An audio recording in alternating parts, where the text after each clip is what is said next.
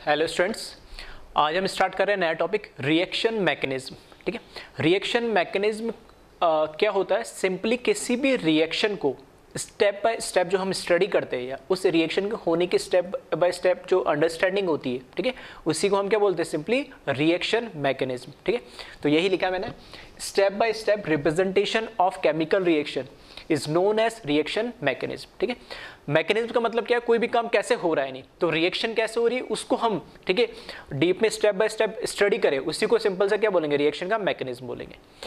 अब इस मैकेनिज्म को समझने के लिए कुछ चीजें हमें क्लियर होनी चाहिए। टॉपिक मैंने डाला टाइप्स ऑफ रिएक्शन। ठीक है, तो हम जनरली दो कैटेगरी में रिएक्शन को डिवाइड करेंगे यहाँ पर। ठीक है, और इनके अंदर पहला मैंने लिखा on the basis of number of steps. पहला क्या है कि रिएक्शन होने के, ठीक है, कितने स्टेप्स हो सकते हैं। तो उसमें मैंने इस रिएक्शन को, जो रिएक्शन के टाइप है, तो पहले टाइप में on the basis of number of steps के, कि नंबर ऑफ स्टेप्स कितने हो सकते हैं, तो उसको दो कैटेगरी में डिवाइड करा। पहली कैटेगरी जिसके अंदर एक ही स्टेप हो, एक स्टेप में रिएक्शन रिएक्टेंट दे रखा हो, डायरेक्ट इससे क्या बन जाए? प्रोडक्ट बन जाए। ठीक है, रिएक्शन क्या हो जाएगी? खत्म। दूसरे टाइप की रिएक्शन कि रिएक्टेंट बना, उससे कुछ एक कंपाउंड बना, फर्दर उस कंपाउंड को मैंने रिएक्ट कराया और उससे मेरा प्रोडक्ट बना। मतलब क्या? दो स्टेप में रिएक्शन हो रही।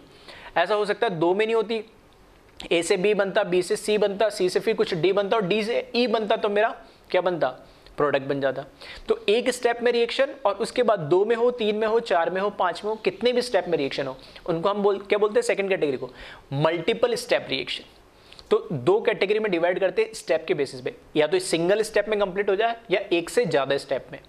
अब एक से ज्यादा स्टेप में, दो स्टेप में भी हो सकती है, तीन में भी हो सकती है, चार में भी हो सकती है, पांच में भी हो सकती है, वो कुछ भी हो सकता है, डिपेंड करेगा रिएक्शन के नेचर पे। यानी तो फर्स्ट जो कैटेगरी है हमने बोला सिंगल स्टेप, इसको और क्या बोलते हैं? एलिमेंट्री रिएक्शंस भी बोलते हैं। ठीक है, इसको सिंगल स्टेप रिएक्शंस भी बोलते हैं और एलिमेंट्री रिएक्शन भी बोलते हैं। जो दूसरी कैटेगरी इसमें है उसमें क्या हो जाएगा? सिंगल स्टेप के अलावा दूसरा क्या हो जाएगा? मल्टीपल स्टेप, या उसको क्या बोलते हैं? Non elementary. और उसको कई जगह, ठीक है, बहुत कॉमन है, यानी मैक्सिमम जगह नॉन एलिमेंट्री कम होता है, कॉम्प्लेक्स रिएक्शन भी बोला जाता है। ठीक है, तो सिंगल स्टेप या मल्टीपल स्टेप बोलो, फिर एलिमेंट्री बोलो, या उसको नॉन एलिमेंट्री बोलो, या जो नॉन एलिमेंट्री होता है उसको कॉम्प्लेक्स। कॉम्प्लेक्स क्यों बोलते हैं? क्योंकि उसमें बहुत सारे स्टेप में रिएक्शन हो रही थी। तो कॉम्प्लेक्स टाइप में यानी कॉम्प्लेक्सिटी हो जाती है उसमें, कि रिएक्शन को अंडरस्टैंड करने की कैसे हो रही होगी। तो हम उसको थ्योरेटिकल और साथ के साथ कैसे प्रैक्टिकल दोनों को स्टडी करते हैं और हम उसका मैकेनिज्म, मतलब रिएक्शन हो कैसे रही होगी, उसको आइडेंटिफाई करने की कोशिश करते हैं। एक चीज मैं क्लियर कर देता हूँ, जो रिएक्शन मैकेनिज्म, हम किसी भी रिएक्शन का मैकेनिज्म, जैसे हमने अभी टॉटोमर पढ़ा था, तो टॉटोमर के अंदर, ठीक है, जीओसी के अंदर, आइसोमर के अंदर हमने जो टॉटोमर पढ़ा था, तो टॉटोमर के अंदर हमने एसिडिक और बेसिक मीडियम, दो अलग अलग मीडियम में मैंने रिएक्शन के मैकेनिज्म बताई थी। दोनों ही कैसी थी? वो मल्टीपल स्टेप थी, कम से दो स्टेप आ रहे थे दोनों में। ठीक है, तो उसमें क्या होता है कि रिएक्शन कैसे होगी वो हमेशा, ठीक है, प्रैक्टिकली हम उसको ऑब्जर्व करते हैं। प्रैक्टिकली ऑब्जर्व करने के बाद थ्योरेटिकली हम उसको आइडेंटिफाई करने की कोशिश करते हैं कि हाँ, ये शायद पहले स्टेप में ऐसे हो रहा होगा, फिर ऐसे हो रहा होगा। यानी क्योंकि इसमें हम देखने वाले कि जैसे कुछ टर्म आप सुनते होंगे, इंटरमीडिएट्स, ट्रांजिशन स्टेट्स। तो जो इंटरमीडिएट्स होते हैं, वो इंटरमीडिएट्स की खास बात क्या होती है कि वो रिएक्शन शुरू होने से बाद ही बनेंगे। जब रिएक्शन, अभी कोई इंटरमीडिएट नहीं है, फॉर एग्जाम्पल जैसे रिएक्शन लिखी तो रिएक्टेंट है, और ये जो एरो के साइड लिखा होता है वो क्या होता है? प्रोडक्ट होता है। तो रिएक्शन जब स्टार्ट हुई तब सिर्फ रिएक्टेंट होते हैं। रिएक्शन स्टार्ट होने के बाद मल्टीपल स्टेप में, सिंगल स्टेप में तो इंटरमीडिएट बनता ही नहीं, मल्टीपल स्टेप में इंटरमीडिएट बन सकते हैं। और वो इंटरमीडिएट की खास बात ये होती है कि जब रिएक्शन कंप्लीट होगी, जब हमारा प्रोडक्ट बनेगा, तो इंटरमीडिएट भी क्या हो जाएगा? गायब हो जाएगा।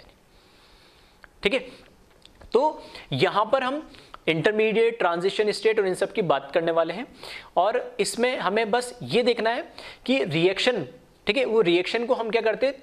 प्रैक्टिकली ऑब्जर्व करते हैं और उसके अकॉर्डिंग, क्योंकि इंटरमीडिएट की खास बात ये होती है, जो मैं बताना चाह रहा था, कि उनको हम रिएक्शन से अलग कर सकते हैं।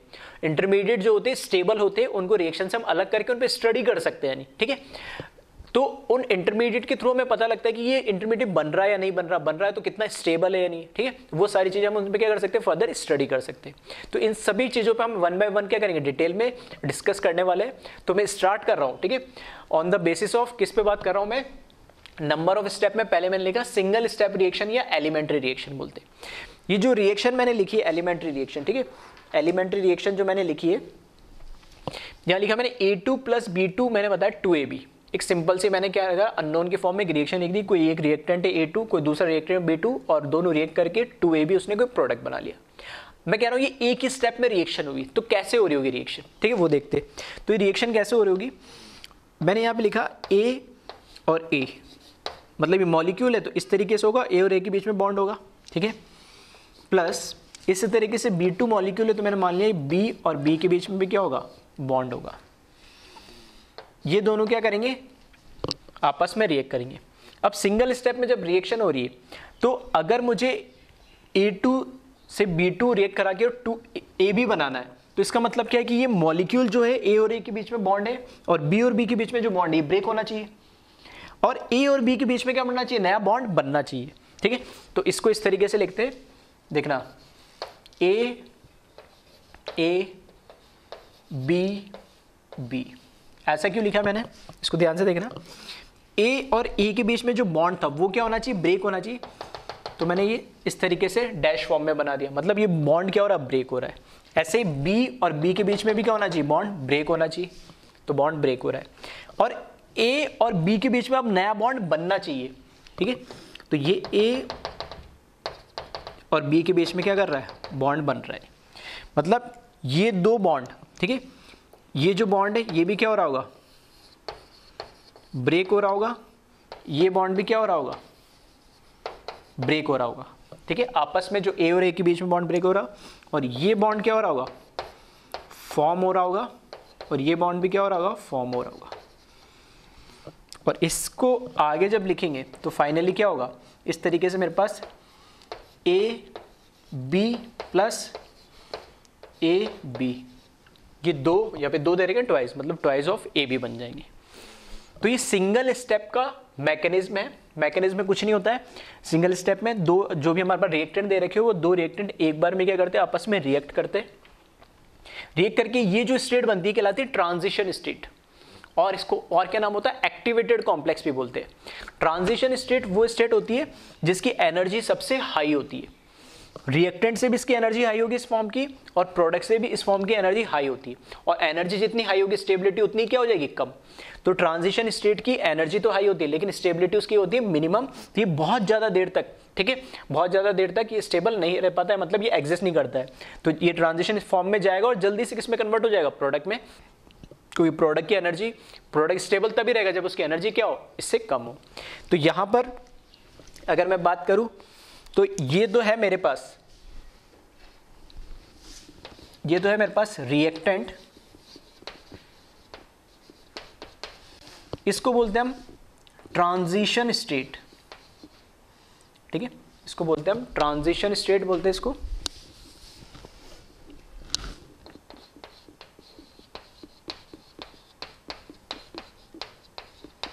ट्रांजिशन स्टेट, और इसी को क्या बोलते हैं, एक्टिवेटेड कॉम्प्लेक्स, ठीक है, दोनों इसी के नाम है। इसको एक्टिवेटेड कॉम्प्लेक्स भी बोलते हैं, कई जगह बुक्स में देखोगे, कई जगह पे ट्रांजिशन स्टेट, ठीक है। जनरली शॉर्ट में हम TS मतलब ट्रांजिशन स्टेट बोलते हैं। और ये तो आपको पता ही है क्या बन गया मेरे पास, प्रोडक्ट। तो ये सिंगल स्टेप जो रिएक्शन होती है हमारी, एलिमेंट्री रिएक्शन होती है, उसका ये मैकेनिज्म है कि हर एक रिएक्टेंट को, ठीक है, रिएक्टेंट आपस में कंबाइन होकर एक ट्रांजिशन स्टेट बनाते जिसमें साइमल्टेनियसली ये काम हो रहा होता है। साइमल्टेनियसली का मतलब है कि इनके बॉन्ड्स ब्रेक भी हो रहे होंगे और उसी टाइम में इनके बॉन्ड क्या हो रहे होंगे, फॉर्म भी हो रहे होंगे। तो ये बॉन्ड ब्रेक हो रहे हैं, ये भी ब्रेक हो रहा है और ये दोनों बॉन्ड क्या हो रहे होंगे, फॉर्म हो रहे होंगे। और उस समय में इस जो ओवरऑल ये जो हमारे पास कॉम्प्लेक्स क्यों बोला, एक्टिवेटेड, क्योंकि ये पूरा का पूरा एक कॉम्प्लेक्स जैसे बन गया नहीं। और इसके जो एक्टिवेटेड कॉम्प्लेक्स होता है इसकी एनर्जी क्या होती है, बहुत हाई होती है, ठीक है।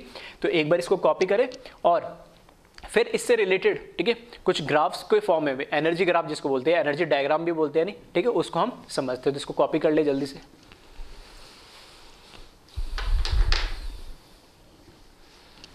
ठीक है, तो वीडियो को पॉज करके इसको कॉपी कर लेना। फर्स्ट टाइप की, ठीक है, जो सिंगल स्टेप रिएक्शन है, सिंगल स्टेप रिएक्शन में फर्स्ट टाइप की रिएक्शन की मैं बात कर रहा हूं। दो तरह की रिएक्शन जनरली हम पढ़ते हैं, एक होती है एंडोथर्मिक रिएक्शन और एक होती है एक्सोथर्मिक रिएक्शन। तो endothermic reaction and exothermic reaction दोनों के लिए ही, ठीक है, दोनों के लिए हम क्या देखेंगे, एनर्जी डायग्राम देखेंगे। तो फर्स्ट यहां पे मैं लिख रहा हूं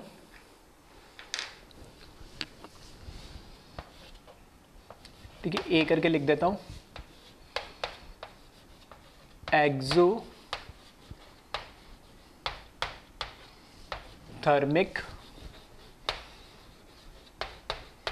रिएक्शन का एनर्जी डायग्राम।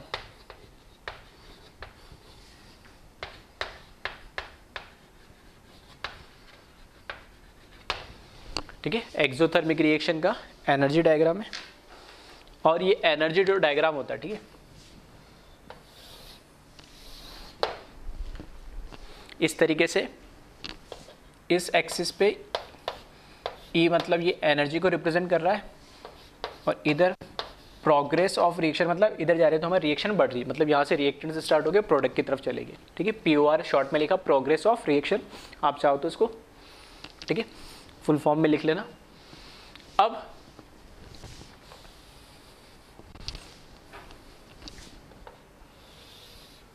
ठीक है, अब देखिए इसमें, अब यहाँ पर क्या होता है कि हमारे पास रिएक्टेंट है, उसकी कुछ ना कुछ एनर्जी होगी और प्रोडक्ट की कुछ एनर्जी होगी। मैंने बोला एक्सोथर्मिक, मैंने पहले मेंशन कर दिया कि रिएक्शन कैसी, एक्सोथर्मिक। एक्सोथर्मिक का मतलब क्या होता है कि ओवरऑल रिएक्शन में से एनर्जी क्या होनी चाहिए, रिलीज होनी चाहिए।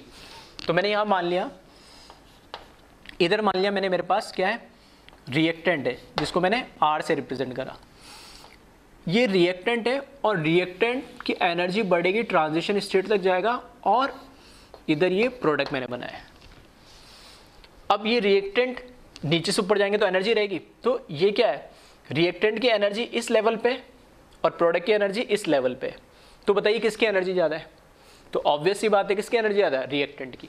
और रिएक्टेंट की एनर्जी क्यों ज़्यादा ली, क्योंकि हमने मेंशन पहले ही कर दिया था कि एक्सोथर्मिक रिएक्शन, एक्सोथर्मिक मतलब उसमें से एनर्जी निकलनी चाहिए। तो रिएक्टेंट की पहले ज़्यादा थी, प्रोडक्ट की कम होगी, तो ओवरऑल क्या होगी, रिएक्शन में से एनर्जी या हीट रिलीज करेगा। इसमें अब कुछ चीज़ें, पहली तो ये जो आपको लाइन दिख रही है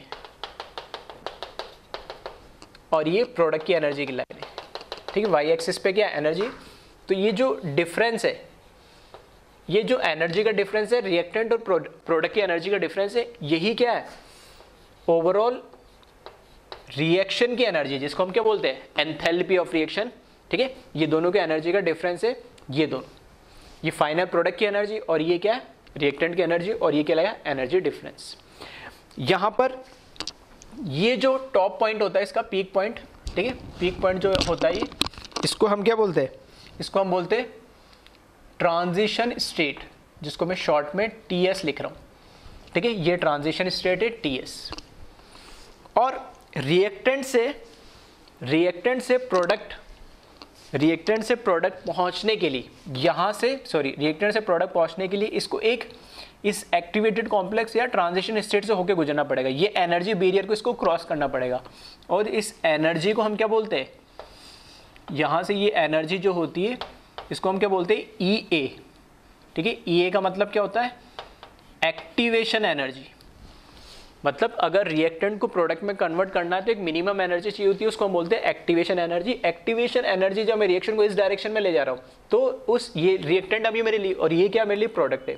ठीक है, ये सब इरिवर्सिबल टाइप, ठीक है, मतलब फॉरवर्ड डायरेक्शन में जा रही है रिएक्शन, बैकवर्ड के लिए बात नहीं कर रहा मैं। ठीक, तो इसमें ये रिएक्टेंट की एनर्जी है, यहाँ से प्रोडक्ट कन्वर्ट करना है तो ये एनर्जी इसको देने पड़ेगी, और ये एनर्जी जो रिएक्टेंट से ट्रांजिशन स्टेट के बीच का जो एनर्जी डिफरेंस होता है उसको हम ये बोलते हैं एक्टिवेशन एनर्जी। ठीक है, अब यहाँ पर अगर कुछ चीज़ हम बात करें कि एक्सोथर्मिक जो रिएक्शन है, इसमें मैंने बोला जो डेल्टा H है, ये तो क्या है, एंथैल्पी ऑफ रिएक्शन है, एंथैल्पी ऑफ रिएक्शन है, ये मैंने बोल दिया ER, ये क्या है, एनर्जी ऑफ रिएक्टेंट हो गया ये, मतलब यहां पर, और EP मैंने अगर लिखा है तो ये हो गया एनर्जी ऑफ प्रोडक्ट। तो अगर मुझे डेल्टा H कैलकुलेट करना है, अगर मुझे delta H that is enthalpy of reaction calculate करना है, तो क्या हम जनरली क्या बोलते हैं, फाइनल माइनस इनिशियल। फाइनल मतलब प्रोडक्ट की एनर्जी माइनस इनिशियल मतलब रिएक्टेंट की एनर्जी। तो मैंने यहाँ पे क्या लिख दिया, EP माइनस ER, और मुझे बताइए EP माइनस ER, ठीक है, सिंबॉलिक फॉर्म में, ठीक है, क्योंकि मैग्नीट्यूड वाइज देखोगे तो जो हमारे पास प्रोडक्ट की एनर्जी है, इधर ये लेवल मैंने मान लिया 10 है, तो ये इसके ऊपर मैंने मान लिया 15 या 20 या 30 कुछ भी ले लो। तो अगर मैंने मान लिया ये 15 है और ये 10 है, तो यहाँ पर मैं क्या कर रहा हूँ, 10 माइनस 15 कर रहा हूँ, तो क्या मिलेगा मुझे, -5, मतलब नेगेटिव। और डेल्टा एच नेगेटिव का मतलब ही तो क्या होता है, एक्सोथर्मिक रिएक्शन। मतलब ये डेल्टा एच मुझे कैसे मिलेगा, डेल्टा एच वो मिलेगा मुझे नेगेटिव मिलेगा, और इस तरीके से लिखते हैं डेल्टा एच लेस देन 0, कैसे भी लिख लो, ठीक है। ये किसके लिए, एक्सोथर्मिक रिएक्शन के लिए। और यहाँ से मुझे इससे दिख भी रही है, ठीक है, एनर्जी डायग्राम से भी दिख रहा है, और यहाँ से मैथमेटिकली भी हमने देख लिया। और यहाँ पे जो EA है, ठीक है, इसको भी लिख लेना, EA जो है वो क्या कहलाता है, एक्टिवेशन एनर्जी कहलाती है। ये हमारे लिए इसमें क्या होती है, एक्टिवेशन एनर्जी। तो ये कब, जब एक्सोथर्मिक रिएक्शन होगी, ठीक है। तो एक्सोथर्मिक रिएक्शन में ऑब्वियसली बात है, रिएक्टेंट की एनर्जी ज़्यादा होगी, प्रोडक्ट की कम होगी, और ये जो एनर्जी डिफरेंस होता है रिएक्टेंट प्रोडक्ट की, यही क्या कहलाते हैं हमारे लिए, enthalpy of reaction. Overall reaction में क्या एनर्जी एब्जॉर्ब हो रही है, इसमें रिलीज हो रही है। तो यहाँ मुझे दिख रहा है डेल्टा एच क्या आएगा, नेगेटिव आएगा और लेस देन 0 आएगा, जो कि क्या रिप्रेजेंट कर रहा है, एक्सोथर्मिक रिएक्शन। ये रिएक्टेंट है, यहाँ पर होंगे, ये एक्टिवेटेड कॉम्प्लेक्स, ये ट्रांजिशन स्टेट का यहाँ पर बनेगी, और यहाँ पर ये फाइनल हमें क्या मिल जाएंगे, प्रोडक्ट मिल जाएंगे, ठीक है। तो ये सिंगल स्टेप में एक्सोथर्मिक रिएक्शन को एनर्जी डायग्राम से इस तरीके से हम क्या करते हैं, रिप्रेजेंट करते हैं। इसको कॉपी कर ले, फिर हम देखते हैं एंडोथर्मिक रिएक्शन के लिए।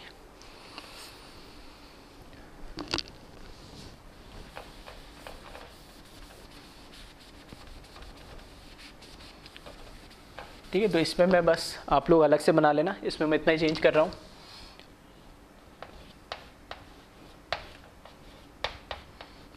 एक्सो की जगह अब क्या लिख दिया मैंने,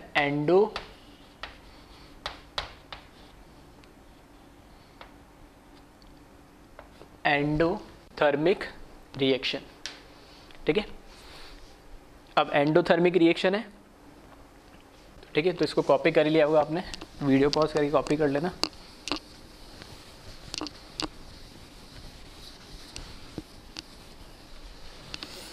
इसमें क्या चेंज होंगे, इस ग्राफ की मैं बात कर रहा हूँ, energy diagram of endothermic reaction.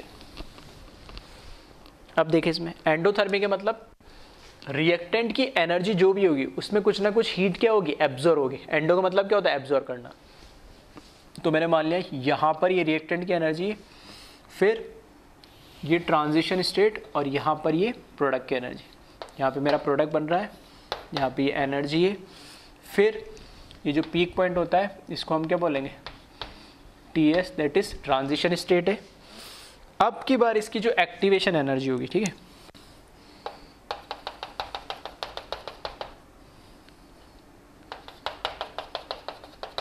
तो वापस से मैंने क्या बताया था, रिएक्टेंट की एनर्जी और प्रोडक्ट की एनर्जी के बीच का जो एनर्जी डिफरेंस होता है वो क्या कहलाता है, एंथैल्पी ऑफ रिएक्शन या एनर्जी डिफरेंस ऑफ या एनर्जी ऑफ रिएक्शन।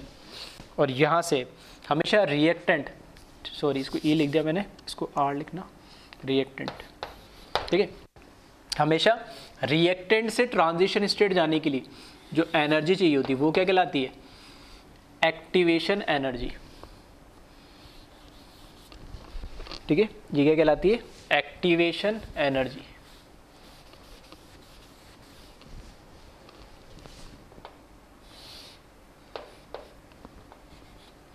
ये यहाँ पर EA होगी। तो एक्टिवेशन हमेशा रिएक्टेंट से ट्रांजिशन स्टेट के बीच की होती है, और एंथैल्पी ऑफ रिएक्शन रिएक्टेंट की एनर्जी और प्रोडक्ट की एनर्जी के बीच का डिफरेंस होता है। सेम बाकी चीज़ें सब सेम रहेगी, बस यहाँ पर चेंज क्या आ जाएगा, यहाँ पर चेंज ये आ जाएगा, जब अब इसको EP माइनस जब आप ER करोगे, जब EP माइनस ER करोगे तो अब देखना प्रोडक्ट की एनर्जी हाई है, रिएक्टेंट की एनर्जी लो है, तो हाई ज़्यादा में से कम माइनस करोगे तो भी क्या आएगा, पॉजिटिव आएगा। तो इस केस में जो डेल्टा H होगा वो क्या आएगा, पॉजिटिव आएगा। और क्या लिख सकता हूँ, डेल्टा H ग्रेटर देन 0 आएगा। तो ये किसके लिए हो जाएगा, एंडोथर्मिक रिएक्शन के लिए हो जाएगा, ठीक है। तो ये दोनों बना लो एनर्जी डायग्राम, एक्सोथर्मिक के लिए भी और एंडोथर्मिक के लिए भी। तो ये बात करी हमने किसकी, सिंगल स्टेप रिएक्शन की बात करिए, जिसमें एंडो और एक्सोथर्मिक दो तरीके हो सकती है पॉसिबिलिटी, उसकी हमने बात करी। अब बात करते हैं हम सेकंड टाइप, जो क्या होती है मल्टीपल स्टेप होता है रिएक्शन, मल्टीपल स्टेप टाइप की जो रिएक्शन है उसकी हम बात करते हैं। तो इसको कॉपी कर लेना, मैं रब कर रहा हूँ इसको वीडियो पॉज करके।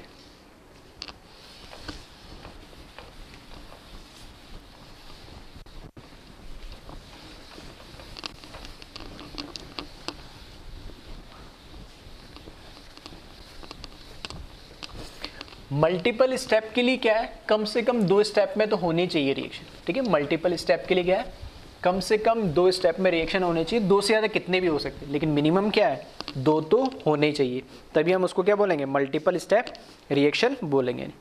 अब यहाँ देखें, तो फर्स्ट टाइप हमने देख लिया, सेकंड टाइप लिख रहा हूँ मैं, इसको बोलते हैं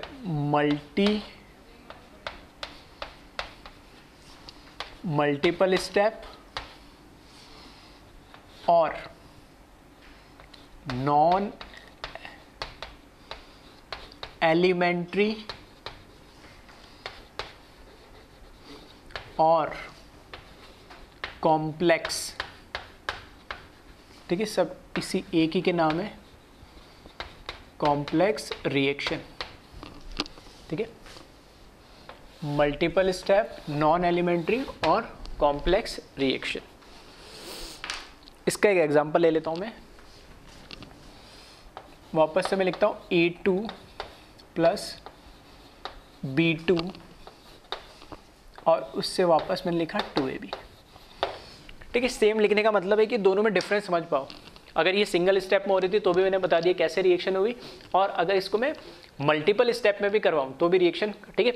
ये रिएक्शन का जो मैकेनिज्म है, ठीक, कि क्योंकि हमें अननोन है, तो नोन में तो हमें पता ही होगा कि वो भी हाइड्रोजन, क्लोरीन, कार्बन जो भी, अननोन की फॉर्म में समझने में थोड़ा सा इनिशियली आसान होता है, ठीक है। उसके बाद एक बार ये समझ में आ गया कि होता क्या है, तो फिर वहाँ पे किसी भी रिएक्शन मैकेनिज्म को समझने में कोई दिक्कत आएगी नहीं। तो अननोन की फॉर्म में सेम रिएक्शन करवाइए, तो इसका मतलब नहीं कि सर क्या एक ही रिएक्शन सिंगल स्टेप में भी होगी, मल्टीपल में होगी, नहीं। अगर कोई रिएक्शन सिंगल स्टेप में होगी तो हमेशा सिंगल में होगी, और कोई अगर रिएक्शन मल्टीपल स्टेप में हो रही तो हमेशा मल्टीपल में होगी। ऐसे नहीं होता कि एक बार सिंगल हो जाए एक बार मल्टीपल। बस एग्जाम्पल सेम लिया, लेकिन सेम इसलिए लिया क्योंकि समझाने के लिए कि मैं इसको लिखने का कैसे कैसे तरीके हो सकते हैं। अब समझे कि जो मल्टीपल स्टेप में रिएक्शन हो सकती है तो कैसे हो सकती है। तो इस रिएक्शन को मैं लिखना चाह रहा हूँ, इसका जो मैकेनिज्म है, इस रिएक्शन का जो, ठीक है, वहाँ तो सिंगल स्टेप ही था तो कोई एज सच मुझे कोई ज़रूरत नहीं थी। अब यहाँ पर, ठीक है, मल्टीपल स्टेप है तो मैं स्टेप बाय स्टेप लिखूँगा। तो यहाँ पर मैं लिख रहा हूँ इसको, सबसे पहले स्टेप 1, ठीक है। फर्स्ट स्टेप की अगर मैं बात करूँ तो मैंने मान लिया, ठीक है, जो मैकेनिज्म होता है वो कैसे एक्सपेरिमेंटल आता है और उसको हम थ्योरेटिकली ऑब्जर्व करते हैं। तो मैं इसका मैकेनिज्म जो लिख रहा हूँ अपने मन से लिख रहा हूँ, ठीक है, बस समझने के लिए। तो मैंने मान लिया पहले जो A और A, क्योंकि मुझे पता है यहाँ पे मॉलिक्यूल है और यहाँ पे क्या है, A और B दोनों अलग अलग मॉलिक्यूल के अलग अलग एटम है, तो कुछ ना कुछ बॉन्ड तो ब्रेक होना चाहिए। तो ये मान के चल रहा हूँ कि यहाँ पर जो A2 था वो ब्रेक हुआ पहले किसके अंदर, 2A में, मतलब मॉलिक्यूल से किस में कन्वर्ट हुआ, ये एटम में कन्वर्ट हुआ। फिर स्टेप 2 में हमने मान लिया कि जो एक एटम, 2 एटम कन्वर्ट हुए, वो एक एटम A2 का B2 से रिएक्ट कर रहा है, और ये क्या होगा, एक AB मॉलिक्यूल बना लेगा, साथ में B का बॉन्ड टूटे, मतलब इन दोनों के बीच में एक बॉन्ड टूट जाएगा और AB के बीच में बॉन्ड बन जाएगा और एक भी इसमें बच जाएगा। तीसरा स्टेप 3 में मान रहा हूं कि ये B सेकेंड स्टेप में जो बना है और एक A वो ऑलरेडी यहाँ रिएक्ट हो चुका है, और एक और A, 2 थे में उसमें से एक और बाकी है, तो एक A यहाँ से और एक B यहाँ से, दोनों जो बचे वो दोनों आपस में फिर से रिएक्ट करें, और इस तरीके से इसने एक AB मॉलिक्यूल और बना लिया। तो 2 AB के मॉलिक्यूल होने चाहिए, तो एक तो सेकंड स्टेप में बन गया और एक थर्ड स्टेप में बन गया। अब आ जाओ इसमें कौन क्या क्या है, पहले तो वो हम आइडेंटिफाई करें, ठीक है, कौन क्या क्या है पहले एक बार उसको देख लेते हैं। देखो ये मेरी मेन रिएक्शन है। हमेशा रिएक्शन ऐसे एक स्टेप में लिखी हुई होती है पहले। अब वो रिएक्शन यहाँ से यहाँ कैसे पहुंची उसका स्टेप मैंने बता दिया, इस तरीके से ही पहुंची। तो ओरिजिनल रिएक्शन में जो रिएक्टेंट दे रखे हो 2 3 4 5, प्रोडक्ट 1 2 3 4 5 कुछ भी दे रखा हो, ओरिजिनल रिएक्शन में जो रिएक्टेंट है और जो प्रोडक्ट है उसके अलावा किसी स्टेप में कुछ भी बन रहा हो वो सब क्या कहलाएंगे, इंटरमीडिएट। क्या बोला मैंने, फिर से ध्यान से सुनना।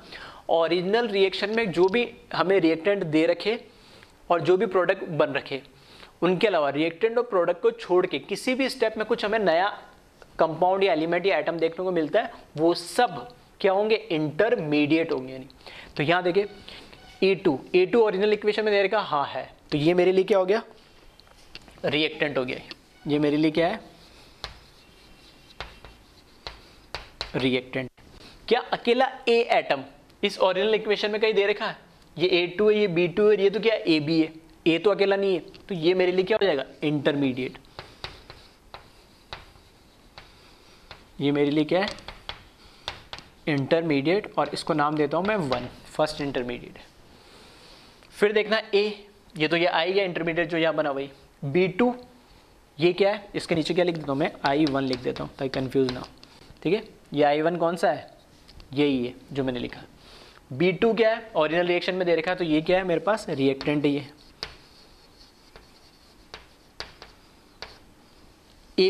AB क्या ओरिजिनल इक्वेशन का ही है, यहां है प्रोडक्ट में, तो ये AB मेरे लिए क्या है, प्रोडक्ट है। B अकेला B किसी रिएक्शन में कहीं दिख रहा है नहीं, तो ये B मेरे लिए क्या होगा, फिर से ये इंटरमीडिएट होगा, और इसको मैं I2 नाम देता हूं क्योंकि ऑलरेडी I1 में दे चुका हूं, तो ये दूसरा इंटरमीडिएट है। फिर A और B ये ऑलरेडी बता चुका हूं कि A पहला इंटरमीडिएट और B दूसरा, तो इसको लिख रहा हूं मैं, ये I1 हो गया और ये क्या हो गया, I2 हो गया, और यहां पर ये वापस AB मेरा क्या बन गया, प्रोडक्ट बन गया। तो ये 3 स्टेप में जो मैंने रिएक्शन लिखी, पहले तो मैंने क्या करा, इन सबको अलग अलग बता दिया कि इसमें कौन क्या चीज़ है। इंटरमीडिएट की डेफिनेशन हम क्या बोलते हैं, इंटरमीडिएट वो होता है जो रिएक्शन स्टार्ट होने के बाद बनता है और रिएक्शन खत्म होने से पहले पहले वो भी क्या हो जाता है, खत्म हो जाता है। जब रिएक्शन खत्म होगी, ठीक है, रिएक्शन खत्म होगी तो देखना A बना होगा, A फिर किससे, एक बार इससे रिएक्ट करा और एक बार इससे रिएक्ट करा, और A फाइनल प्रोडक्ट मुझे क्या यह मिला। B यहां पर बना, लेकिन B वापस इससे रिएक्ट करके फाइनल प्रोडक्ट में यहां मिला, वो भी क्या हो गया होगा, खत्म हो गया होगा। मतलब रिएक्शन स्टार्ट होने के बाद A और B बने तो सही, लेकिन रिएक्शन खत्म होने से पहले वो दोनों आपस, वो भी क्या हो गए, वापस कंज्यूम हो गए। तो इंटरमीडिएट बोलते हैं ऐसे, इंटरमीडिएट बोलते हैं उन्हीं कंपाउंड को या एटम्स को या जो भी स्पीसीज है उनको बोलते हैं जो रिएक्शन स्टार्ट होने के बाद बनते तो है, लेकिन रिएक्शन खत्म होने से पहले वो खुद भी क्या हो जाते हैं, कंज्यूम हो जाते हैं। तो ये हमारे इंटरमीडिएट है। और इंटरमीडिएट कैसे पहचानोगे, मल्टीपल स्टेप में, तो उनको इस तरीके से पहचाना जाता है कि ओरिजिनल रिएक्शन के अंदर एज इट इज वो मॉलिक्यूल या एटम या जो भी कंपाउंड वो अगर दे रखा है, भले रिएक्टेंट साइड हो या प्रोडक्ट साइड हो, कोई फर्क नहीं पड़ता है, अगर वो दे रखा है तब तो वो रिएक्टेंट होगा या प्रोडक्ट होगा। लेकिन अगर उनके अलावा कोई नया बन रहा है उसमें, तो वो सब क्या कहलाएंगे, इंटरमीडिएट। इंटरमीडिएट किसी रिएक्शन में 1 भी हो सकता है, 2 भी हो सकता है, 3 भी हो सकता है, 4 भी हो सकता है, डिपेंड करेगा कितने नंबर ऑफ स्टेप रिएक्शन है। अब सुनना, यहां पे मैंने 1, 2 और 3 स्टेप में रिएक्शन लिखी, तो इंटरमीडिएट कितने बन रहे हैं इसमें देखना। एक तो बन रहा A जिसको मैंने I1 नाम दिया, इंटरमीडिएट 1, और दूसरा क्या बन रहा B जिसको I2 नाम दिया। तो जितने नंबर ऑफ स्टेप किसी रिएक्शन में होंगे, मल्टीपल स्टेप में, कॉम्प्लेक्स रिएक्शन में, उससे एक कम क्या बनेंगे, इंटरमीडिएट्स बनेंगे। और दिख भी रहे यहां से मुझे, और ये बनेंगे हमेशा, ठीक है, कैसे बनेंगे मैं बता भी दूंगा। तो पहला चीज तो क्या ध्यान रखना कि जितने नंबर ऑफ स्टेप्स होंगे उतने ही क्या बनेंगे उसमें, इंटरमीडिएट, उससे एक कम। ठीक है, अगर यहाँ पे 3 स्टेप रिएक्शन है तो उससे एक का मतलब 2 इंटरमीडिएट बनेंगे। अगर 5 स्टेप रिएक्शन होती तो उसमें कितने इंटरमीडिएट बनते, 4। अगर 2 स्टेप रिएक्शन है तो कितने इंटरमीडिएट बनते, 1। ठीक है, अब आ जाओ, ये तो बात हुई इंटरमीडिएट की कहानी। अब देखना, हर एक रिएक्शन में कुछ ना कुछ ट्रांजिशन स्टेट तो बन रही होगी, और ट्रांजिशन स्टेट की अगर मैं बात करूं तो पहले रिएक्शन में क्या ट्रांजिशन स्टेट बन रही होगी, तो यहां देखना, पहले स्टेप के लिए लिख रहा हूं मैं,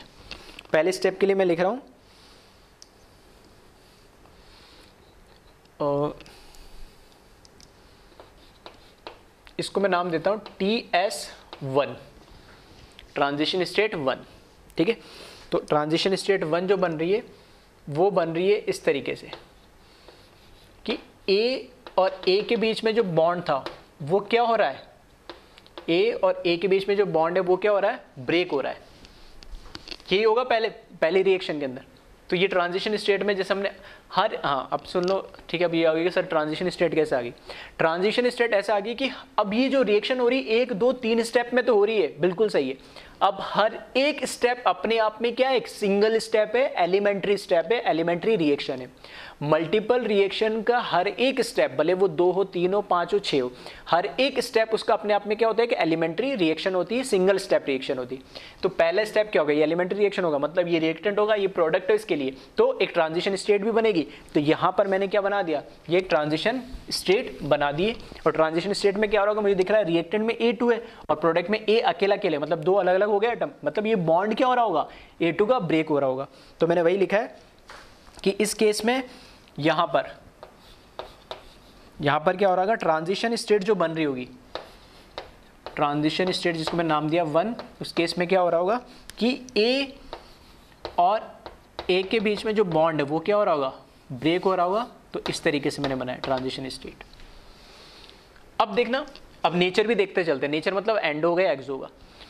ये बॉन्ड ब्रेक हो रहा है, इस स्टेप में बॉन्ड ब्रेक हो रहा है, तो एनर्जी मुझे क्या देने, एनर्जी क्या हो रही होगी, देने पड़ रही होगी, तभी तो बॉन्ड ब्रेक होगा। तो ये जो स्टेप होगा, ये कैसा होगा, एंडोथर्मिक स्टेप होगा ये, ठीक है। ये कैसा होगा, एंडोथर्मिक स्टेप होगा ये वाला, ठीक है। सेकेंड स्टेप में आ जाओ। सेकेंड स्टेप अब अपने आप में एक एलिमेंट्री रिएक्शन है, सिंगल स्टेप रिएक्शन है। तो इसमें बात करते हैं A + B2, मतलब और प्रोडक्ट मुझे क्या मिला, AB + B, मतलब A का एक B के साथ बॉन्ड तो बन रहा होगा, उसी टाइम में B और B के बीच में जो बॉन्ड है वो क्या हो रहा होगा, ब्रेक हो रहा होगा। मतलब एक बॉन्ड बन रहा है और एक बॉन्ड ब्रेक हो रहा है, ठीक है। तो अगर इसकी बात करूं मैं, तो इसमें जो ट्रांजिशन स्टेट है, वो इस तरीके से बन रही होगी कि A का बॉन्ड B के साथ तो बन रहा होगा और B का बॉन्ड B के साथ जो मॉलिक्यूल के फॉर्म में है तो वो क्या हो रहा होगा, ब्रेक हो रहा होगा। तो ये इसकी ट्रांजिशन, A और B के बीच में बॉन्ड बन रहा होगा और B और B के बीच में बॉन्ड ब्रेक हो रहा होगा, ठीक है। चाहो तो इसको लिखना चाहो तो ऐसे लिख सकते हो, ये जो बॉन्ड है ये क्या हो रहा है, ब्रेक हो रहा है। इसी तरीके से ये बॉन्ड जो है फॉर्म हो रहा है और ये बॉन्ड क्या हो रहा होगा, ब्रेक हो रहा होगा। अब ये बताइए स्टेप कैसा होगा, एंडोथर्मिक होगा, एक्सोथर्मिक होगा। मैं ऐसे कह नहीं सकता इसको डायरेक्टली, क्यों, क्योंकि इसमें एक बॉन्ड तो बन रहा है और एक बॉन्ड ब्रेक हो रहा है, तो इसको तोड़ने के लिए एनर्जी चाहिए होगी, ठीक है। इसको तोड़ने के लिए एनर्जी चाहिए होगी, इसको बनाने के लिए एनर्जी रिलीज होगी। तो वो डिपेंड करेगा एक्चुअल रिएक्शन पे। लेकिन अभी के लिए मैं मान लेता हूं, क्योंकि रिएक्शन रिएक्टेंट से प्रोडक्ट बन रहा है, मतलब मैं मान के चल रहा हूं कि जो प्रोडक्ट बन रहा है वो क्या होगा, स्टेबल होगा। और स्टेबल है तब कब होगा, जब एनर्जी कम होगी। फॉरवर्ड डायरेक्शन में रिएक्शन इस साइड कब जाएगी, जब स्टेबल होगा, जब रिएक्शन की एनर्जी क्या हो रही होगी, कम हो रही होगी, तो स्टेबिलिटी की तरफ बढ़ेगा। तो मैं मान के चल रहा हूँ कि ओवरऑल इस प्रोसेस में, कि एक बॉन्ड बनने में और एक बॉन्ड ब्रेक होने में, ओवरऑल प्रोसेस के अंदर कुछ ना कुछ एनर्जी क्या हो रही होगी, कमी हो रही होगी। मतलब इसमें एनर्जी, ठीक है, एनर्जी क्या होगी, कम चाहिए होगी इस बॉन्ड को तोड़ने के लिए और ज्यादा रिलीज हो रही होगी इस बॉन्ड को बनाने में। तो ओवरऑल एनर्जी कैसा, एक्सोथर्मिक टाइप हो रहा होगा, उस सिस्टम की एनर्जी कम कर रहा होगा इस स्टेप में। तो मैं अभी के लिए मान लेता हूं, ठीक, कुछ भी हो सकता है, लेकिन मैं मान लेता हूं कि ये कैसा स्टेप है, एक्सोथर्मिक है ये भी, ठीक है। फिर से बोल रहा हूं, ये एक्चुअल हमें स्टेप कैसा होगा वो ओरिजिनल रिएक्शन से पता लगता है, लेकिन मैंने कि आर्बिट्री अननोन फॉर्म में लिया है। तो मैं इसमें तो मैंने बता दिया कि एंडोथर्मिक क्यों होगा, सॉरी उल्टा लिख दिया मैंने, एक्सोथ, ठीक है, हाँ ठीक है, चलो ठीक। इसमें तो एंडोथर्मिक होगा कि बॉन्ड ब्रेक करना है। अब इसके अंदर क्या होना चाहिए, एक्सोथर्मिक होना चाहिए। और एक्सोथर्मिक क्यों होना चाहिए मैंने बता दिया, क्योंकि रिएक्शन फॉरवर्ड डायरेक्शन में जा रही है। तो मैं मान के चल रहा हूँ, ठीक है, मैंने अज्यूम करा है कि मान के चल रहा हूँ कि पूरी ओवरऑल एनर्जी इसमें क्या हो रही होगी, रिलीज हो रही होगी।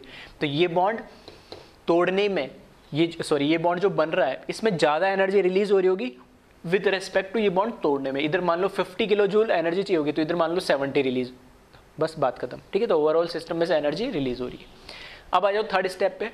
थर्ड स्टेप में वापस ए और बी कंबाइन हुए और इसने क्या बना लिया, प्रोडक्ट बना लिया। तो इसमें तो सिंपली एक क्या बॉन्ड बन रहा है, और जब भी बॉन्ड बनता है तो एनर्जी क्या होती है, रिलीज होती है, और एनर्जी रिलीज होती है तो वो क्या होगा, एक्सोथर्मिक। तो इसकी अगर मैं बात करूं तो ये जो ट्रांजिशन स्टेट बनेगी, इसमें ट्रांजिशन स्टेट जो थर्ड बनेगी, उसमें सिंपली क्या हो रहा है, ए और बी के बीच में क्या बॉन्ड बन रहा है, तो ये बॉन्ड क्या हो रहा है, फॉर्म हो रहा है इसमें। और अब बॉन्ड बन रहा है, तो बॉन्ड जब भी बनता है तो हमेशा एनर्जी क्या होती है, रिलीज होती है, तो ये क्या होता है, एक्सोथर्मिक कहलाता है ये। ठीक है, तो ये हो गया एक्सोथर्मिक। ये ओवरऑल एक रिएक्शन को मैंने पूरे डिटेल में आपको बताने की कोशिश करी कि क्या क्या चीज़ें हमें देखनी होती है, रिएक्टेंट प्रोडक्ट क्या है, इंटरमीडिएट क्या है, हर एक स्टेप एक अपने आप एक एलिमेंट्री रिएक्शन होती है, और हर एक एलिमेंट्री रिएक्शन की एक ट्रांजिशन स्टेट होती है। तो ट्रांजिशन स्टेट में या तो बॉन्ड बन रहा हुआ है, ब्रेक हो रहा होगा, तो यहाँ पे मैंने 1 बाय 1 बता दिया, और उनका नेचर भी। ठीक है, जैसे फर्स्ट और थर्ड का तो मैं डायरेक्ट बता सकता हूँ कि अब बॉन्ड तोड़ना है तो एंडोथर्मिक ही होगा, या बॉन्ड बस सिर्फ बनना है तो एक्सो। ये एंडो भी हो सकता था, एक्सो भी हो सकता था, मैंने मान लिया ये एक्सो है, नहीं ठीक है, क्योंकि मेरे को फॉरवर्ड डायरेक्शन में इस रिएक्शन को ले जाना है। अब इसको एनर्जी डायग्राम में इस पूरी जो 3 स्टेप की मल्टीपल स्टेप की कॉम्प्लेक्स जो रिएक्शन है, इसको एनर्जी डायग्राम में कैसे रिप्रेजेंट करते हैं वो हमें देखना है। ठीक है, तो एक बार इसको पहले कॉपी कर ले, फिर हम बात करते हैं एनर्जी डायग्राम की।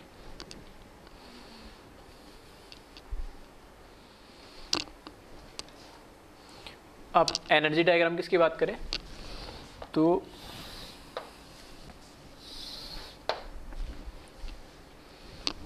वापस से वाई एक्सिस पे मैंने बना दिया, ई का मतलब है एनर्जी, और इस साइड में प्रोग्रेस ऑफ रिएक्शन, मतलब इधर रिएक्शन आगे बढ़ रही होगी। अब जितने स्टेप किसी भी मल्टीपल या कॉम्प्लेक्स रिएक्शन में जितने स्टेप होते हैं उतने ही उसमें, जैसे ये एक कर्व आता है, मतलब उसको हम बोलते हैं पहाड़ी टाइप, जैसे हमने सिंगल स्टेप में देखा था रिएक्टेंट से प्रोडक्ट। अब वो डिपेंड करेगा रिएक्टेंट ऊपर होगा या प्रोडक्ट ऊपर होगा, किस पे, एंडो या एक्सो पे। उसके अलावा एक ट्रांजिशन स्टेट बनेगी एक स्टेप के लिए। तो मुझे बताइए, जो हमने अभी रिएक्शन देखी थी वो कितने स्टेप की थी, 3 स्टेप की। ठीक है, क्योंकि मेरे पास जगह नहीं, मैंने मिटा दिया। अब वो जो 3 स्टेप की रिएक्शन है, ठीक है, उसमें से मैं बताता रहूँगा, तो आप देखते चलना अपने नोट्स में। तो 3 स्टेप की रिएक्शन जो थी, उसमें हर एक स्टेप अपने आप में एक एलिमेंट्री रिएक्शन है। तो हर एक एलिमेंट्री रिएक्शन के लिए क्या होना चाहिए, एक ट्रांजिशन स्टेट होनी चाहिए, वो मैंने बता दी। तो अगर 3 स्टेप है तो ऐसे 3 कर्व आने चाहिए। ठीक है, मतलब 3 पहाड़ी, इनको क्या बोलते हैं, पहाड़ी वाले ग्राफ भी बोलते हैं, 3 पहाड़ी आनी चाहिए। ठीक है, तो अब देखिए इसमें कहीं से मैं यहाँ से स्टार्ट कर देता हूँ। यहाँ पर है मेरे पास रिएक्टेंट, ठीक है, ओरिजिनल यहाँ पे मैंने मान लिया मेरे पास रिएक्टेंट है। इस रिएक्टेंट से फर्स्ट स्टेप की अगर मैं बात करूँ तो ये इस तरीके से फर्स्ट स्टेप होगा। फर्स्ट स्टेप में ये जो यहाँ पर ऊपर पीक होगा, ये मेरा क्या होगा, ट्रांजिशन स्टेट 1 होगा, यानी ट्रांजिशन स्टेट क्या होगा, 1 होगा। और जो पहला स्टेप था उसमें हमें बॉन्ड क्या हो रहा था, ए के बीच में बॉन्ड ब्रेक हो रहा था, तो कैसा था, एंडोथर्मिक। और एंडोथर्मिक है तो एनर्जी उसमें क्या हो रही होगी, जा रही होगी। तो रिएक्टेंट से जो हमारा इंटरमीडिएट I1 बना था, ठीक है, जो इंटरमीडिएट I1 बना था वो ये है, और उसकी एनर्जी ज़्यादा होना चाहिए। तो मुझे दिख रही है यहाँ पर इसकी एनर्जी बिल्कुल ज़्यादा है। ठीक है, यहाँ पर इसकी एनर्जी बिल्कुल क्या है, ज़्यादा है। ये हो गया मेरे पास I1।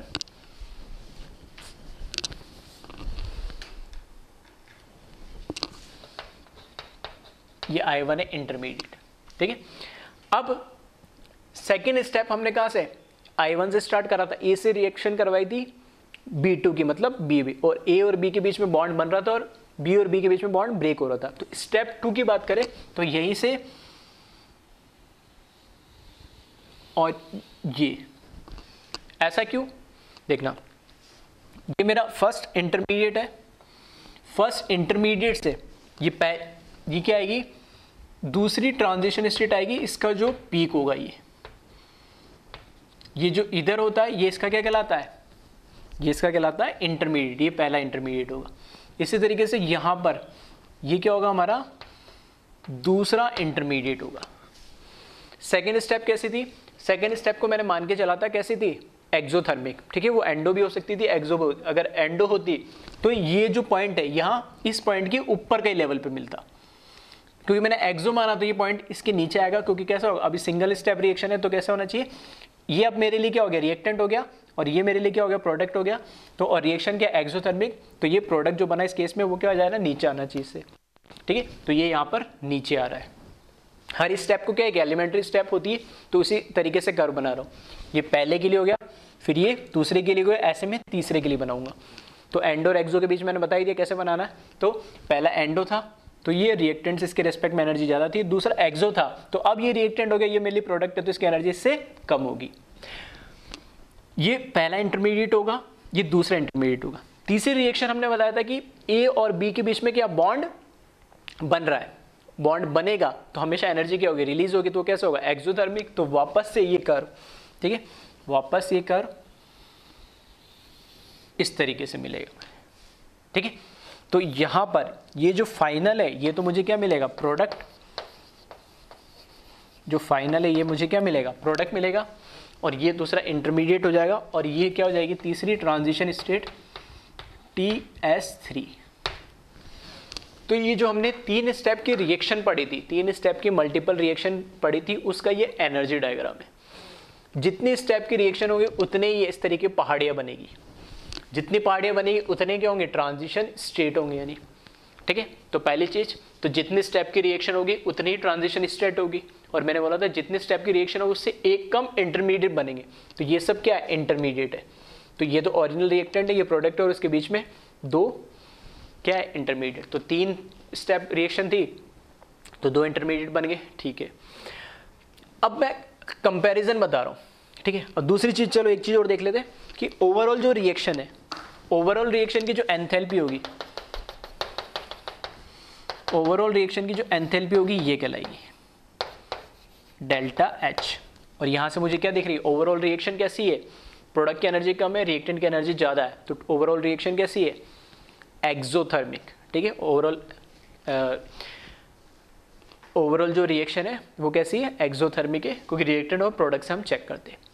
अब अगर मैं बात करूं, इस पहले स्टेप की बात करूंगा तो यहाँ पर अगर मैं ऐसे बनाना चाहूँ तो बना सकता हूँ, ठीक है।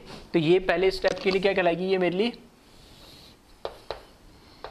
एक्टिवेशन एनर्जी कहलाएगी। तो इसको मैंने बोला EA1 बोल दिया, ठीक है। यहाँ से यहाँ जो जानी है वो एनर्जी EA1 हो जाएगी, एक्टिवेशन एनर्जी 1 पहले स्टेप के लिए।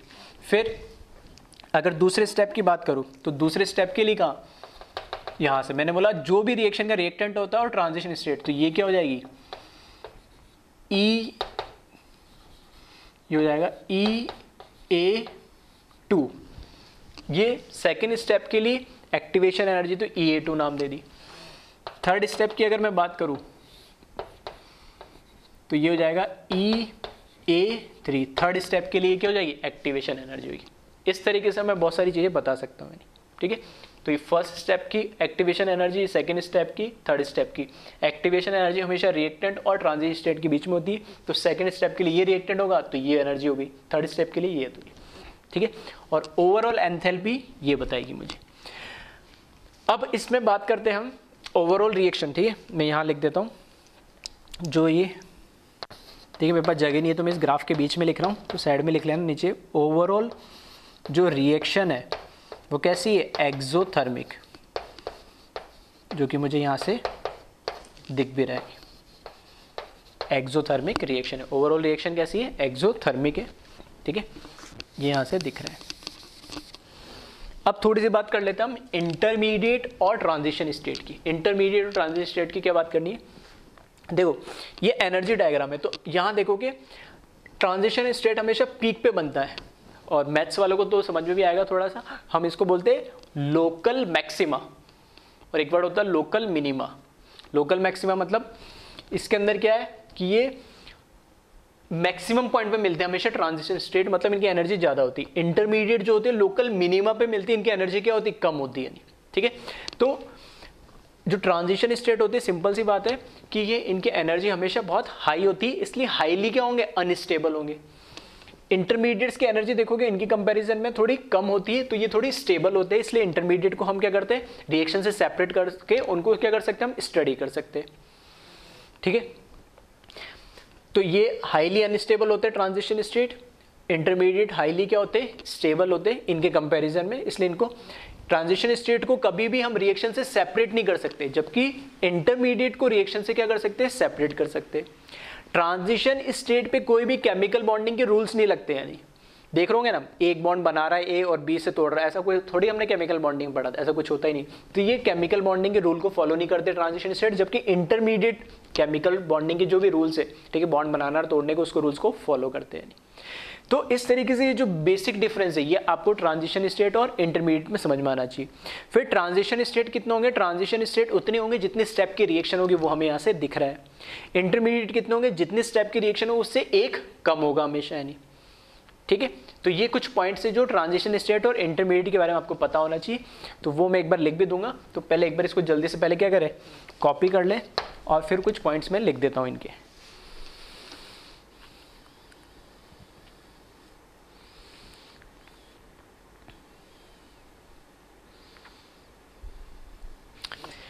ठीक है, अब इसमें एक चीज़ और ध्यान रखना, कॉपी आपने कर लिया होगा, एक चीज़ और ध्यान रखना, एक टर्म आरडीएस ऑलरेडी हम पहले भी बात कर चुके।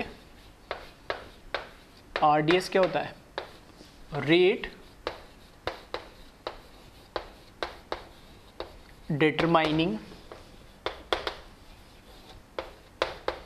स्टेप, ठीक है, रेट डिटरमाइनिंग स्टेप को हम क्या बोलते हैं, आरडीएस बोलते हैं।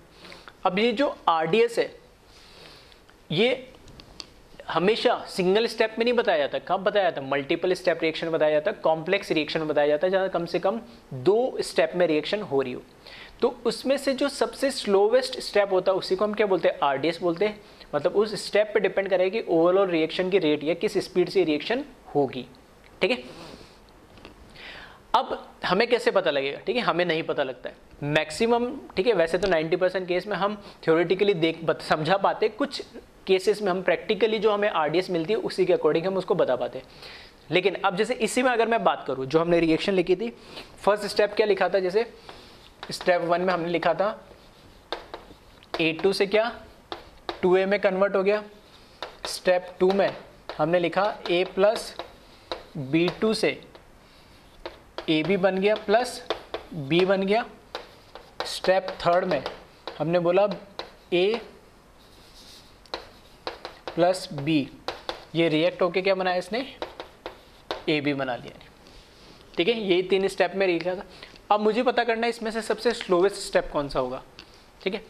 तो स्लोवेस्ट स्टेप इसमें से ये भी हो सकता है, ये भी हो सकता है और ये भी हो सकता है, ठीक है। वो डिपेंड करेगा किस रिएक्शन को होने में कितना टाइम या कितना वो फिजिबल है, यानी ठीक है। मतलब कौन सी रिएक्शन कितनी देरी में हो रही है और उसका रीज़न, ये कोई अननोन के फॉर्म में तो हम ये चीज़ें बता नहीं सकते। जैसे फॉर एग्जांपल इसकी बोलूँ, ये स्टेप में जाना है तो इसको एनर्जी देने पड़ेगी, ठीक है, एनर्जी देने पड़ेगी। तो हो सकता है ये स्लो स्टेप हो कि एनर्जी बहुत ज़्यादा देनी पड़ रही हो तो उसको नहीं मिल पा रही हो। फिर इस स्टेप में बोला था ये एंडो भी हो सकता है, एक्सो भी हो सकता है, तो वो चीज़ इसके लिए भी पॉसिबल है कि ये भी आरडीएस हो सकता है, कि ये भी आरडीएस हो सकता है कि इसमें एनर्जी ज़्यादा लग रही हो बॉन्ड को तोड़ने में, तो इसमें आरडीएस हो सकता है। ये हो सकता है इसमें एनर्जी कम लगी हो और एनर्जी बॉन्ड तोड़ते समय, ये बीबी का बॉन्ड तोड़ते समय एनर्जी कम चाहिए होगी और ए बी बॉन्ड बनते समय एनर्जी ज़्यादा चाहिए होगी, ठीक है। तो उस केस में एनर्जी क्या होगी कि अगर बॉन्ड तोड़ने के लिए एनर्जी कम चाहिए और बॉन्ड बनने में एनर्जी ज़्यादा रिलीज हो रही है तो ये इजीली फॉरवर्ड डायरेक्शन में चला जाएगा और ये तो जाएगा ही जाएगा, इसमें तो कोई दिक्कत ही नहीं है। तो आरडीएस जो है हम डायरेक्ट देख के कभी नहीं बता सकते। हाँ, अब ये जो रिएक्शन मैकेनिज्म है जो आपको समझा रहा हूँ, इसको एक बार और आप पढ़ोगे केमिकल काइनेटिक्स, जो आपका 12th का चैप्टर है फिजिकल का। केमिकल काइनेटिक्स में हम वहाँ पर क्या होता है, केमिकल काइनेटिक्स में हमें रिएक्शन में लिखा हुआ होता है कि स्लोवेस्ट स्टेप है या स्लोवेस्ट स्टेप है, तो हम डायरेक्ट बोलते हैं ये आरडीएस होगा। जबकि ऑर्गेनिक में ये सब चीज़ें, ठीक है, ग्राफ वगैरह सब चीज़ें मैंने सिंगल स्टेप मल्टीपल स्टेप वापस से पढ़ोगे केमिकल काइनेटिक में, वहाँ पे इंटरमीडिएट, ठीक है, सिंगल स्टेप की कैरेक्टरिस्टिक क्या है, मल्टीपल की कैरेक्टरिस्टिक क्या है, वैसे जैसे मैं काफ़ी कुछ बता चुका हूँ, वहाँ थ्योरेटिकल वे में वापस पढ़ेंगे, ठीक है। सेम ही चीज़ है, कोई डिफरेंस नहीं है। बस यहाँ पे जो आरडीएस होता है ऑर्गेनिक में, वो हम उसका रीज़न समझते हैं, लॉजिक समझते हैं कि हर रिएक्शन में आरडीएस क्यों है। वहाँ पे आरडीएस हमें समझना नहीं होता, वहाँ आरडीएस हमें गिवन होता है कि ये आरडीएस है, स्लोवेस्ट स्टेप है, उसके अकॉर्डिंग वहाँ हम उसके न्यूमेरिकल करते हैं। तो दोनों में चीज़ टॉपिक सेम है, चीज़ सेम है, बस दोनों में वहाँ पे फ़र्क ये है कि वहाँ पे आरडीएस गिवन होता है और यहाँ पर आरडीएस हमें खुद फाइंड करना पड़ता है, ठीक है। तो वही मैं समझाने की कोशिश कर रहा था कि आरडीएस, जैसे मैं बोलूँ थर्ड पॉइंट कभी भी आरडीएस नहीं हो सकता, क्योंकि तो बॉन्ड बनने से एनर्जी रिलीज हो रही है तो ईजिली स्टेबिलिटी होगी, तो ये थर्ड स्टेप तो नहीं होगा। हाँ, आइदर ये होगा या ये होगा, दोनों में से कोई भी एक आरडीएस हो सकता है, ठीक है। तो इसको एक बार कॉपी कर ले और लास्ट में मैं ट्रांजिशन स्टेट और इंटरमीडिएट, ठीक है, चाहो तो आप मैं बोल देता हूँ, आप लिख लेना, ठीक है। पहला डिफरेंस ये कि ट्रांजिशन स्टेट और इंटरमीडिएट में स्टेप डिफरेंस, पहला डिफरेंस ये कि intermediate are highly stable while transition state are not stable. Second difference, intermediates can be separate from chemical reaction, and intermediate can be separate from chemical reaction for further study, while transition state are not separable for chemical reaction. Intermediate are local minima while transition state are local maxima, ठीक है। मतलब वो energy को represent कर रहा है कि उसकी एनर्जी मिनिमम होती है, मैक्सिमम होती है, ठीक है। Intermediates can follow chemical bonding rules while transition states are not follow chemical bonding rules, ठीक है। तो ये वैसे तो कोई पॉइंट्स की जरूरत नहीं है, बस आपके रेफरेंस के लिए, क्योंकि कई टाइम बाद जैसे आप पढ़ोगे तो फिर इंटरमीडिएट ट्रांजिशन स्टेट में कन्फ्यूजन होने लगता है। और कैसे आप इंटरमीडिएट देखोगे वो मैंने बता दिया कि ओरिजिनल रिएक्टेंट और प्रोडक्ट में अगर कोई हमें स्पीसीज नहीं दिख रहा है, वो रिएक्टेंट साइड का हो भले प्रोडक्ट साइड का, और अगर नहीं दिख रहा कुछ नया बन रहा है तो वो क्या होगा, इंटरमीडिएट होगा। और इंटरमीडिएट होता क्या है, इंटरमीडिएट क्या करता है, रिएक्शन स्टार्ट होने के बाद बनेगा और रिएक्शन खत्म होने से पहले वो भी खत्म हो जाए, ठीक है। तो एक बार इसको नोट कर ले और एक बार मैं लिख ही देता हूँ, ठीक है, उसको भी आप कॉपी कर लेना जल्दी से,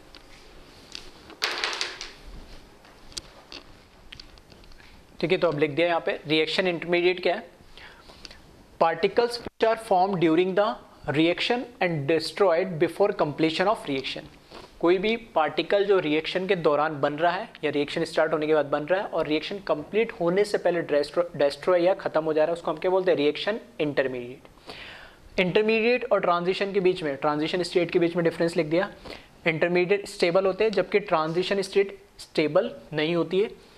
they can isolate from reaction, they can not be isolate from reaction, ठीक है। हम ट्रांजिशन स्टेट को आइसोलेट नहीं कर सकते जबकि इंटरमीडिएट को आइसोलेट करके उन पर फर्दर स्टडी की जाती है, ठीक है।